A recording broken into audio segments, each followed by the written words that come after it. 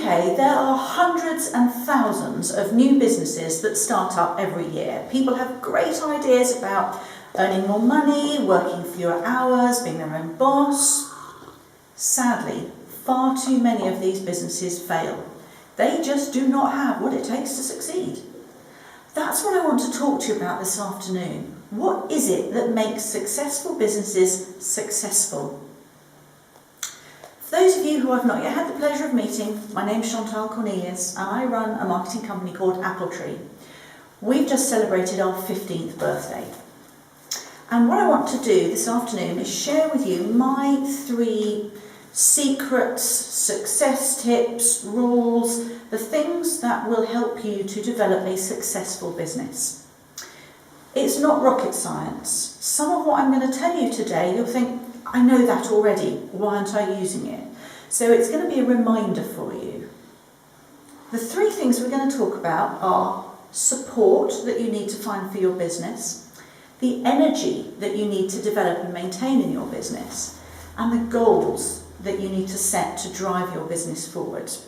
Energy. Energy is something that you need masses of when you run your own business. I've always been a really driven, motivated, ambitious sort of person. I've always kept going no matter what. What I'm not very good at is knowing when to stop. Knowing when I've had enough, when I've worked too hard, when I've pushed myself too far. And I learnt this to my detriment a few years ago. It actually got to the point where I very nearly lost my business because of it. Normally I'm a bit of a tigger. I bounce out of bed in the morning and I rush off and walk the dogs and do all sorts of exciting things. One morning I woke up and Tigger had gone. Tigger had left the building.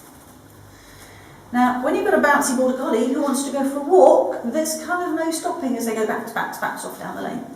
So I set off this morning on the walk and got halfway around the walk and thought, I don't actually know how I'm going to get home. I was that exhausted.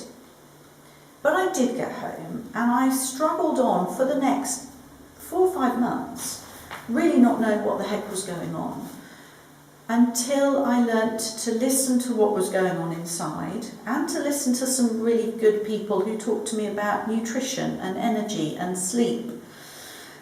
When I get tired, I snack on things like toast and peanut butter, which is delicious, but it's not very good for you.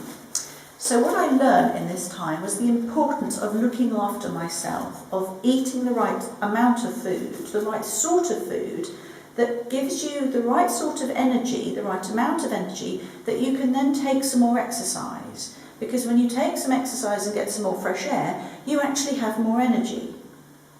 And so it goes. Now, at the time that all this was happening, I had a beautiful bay horse, big brown horse, who was a bit of a nutter, but I found that if I just sat on her like a sack of potatoes, she would just quietly trundle around the village. So what I did every few days, when I was feeling really quite tired and I'd had enough of trying to concentrate and trying to work and look after clients, I'd stick some tack on B and I'd clamber on board and we'd go for a trundle around the village. It's great being on horseback because you're up here, you've got a different perspective, you can see over people's hedges and into their gardens, which is great. But it just got me out of the office, it got me some fresh air, it got me some exercise. And without fail, every single time I did it, I would get back home, back to the office with renewed strength and energy. And gradually, over time, looking after myself, things got better.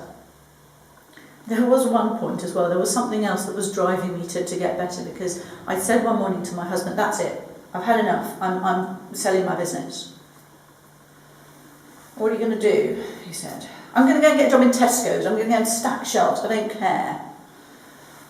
You'll be fine, he said, until one morning when the sun's shining and you want to go riding instead of going to work, and they'll sack you.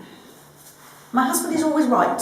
It's very unfair, but he was absolutely right, and it just made me think, I've got to keep this business going. So the really important message here is look after yourselves. If there's just you in business, nobody else is going to look after you, you've got to do it yourself. If you run the business, then again, people are looking to you to look after them. You've got to be looking after yourself before you can look after them.